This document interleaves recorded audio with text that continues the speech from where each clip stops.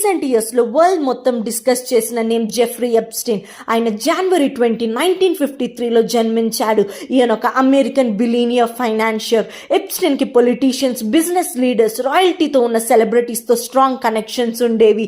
Behind this power and money he ran a secret sex trafficking network involving underage girls.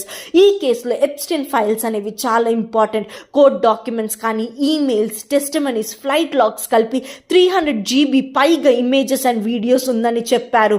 ఆయన close associate అయిన హిస్లైన్ Maxwell కూడా involve అయి ఉంది. ఆమె different countries నుంచి మైనర్ గర్ల్స్ని తెచ్చి ఎప్స్టీన్ నెట్వర్క్లో యూజ్ చేసింది. 2021లో ఆమె అరెస్ట్ అయింది.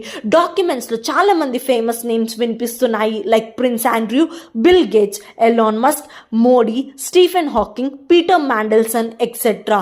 ఇది పవర్ ఉన్న వాళ్ళకి లా ఎలా అవాయిడ్ చేస్తారో చూపిస్తుంది. 2019లో ఎప్స్టీన్ అరెస్ట్ అయ్యి జైల్లో ఉండగా హీ డైడ్. ఒఫీషియల్లీ సూసైడ్ అని చెప్పారు, కానీ సర్కమ్స్టాన్సెస్ మీద చాలా డౌట్స్ ఉన్నాయి.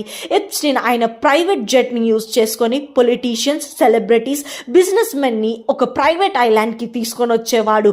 ఆ ఐలాండ్ పేరు లిటిల్ సెయింట్ జేమ్స్. అక్కడ ఇల్లీగల్ సెక్స్ ట్రాఫికింగ్ యాక్టివిటీస్ జరిగేవి.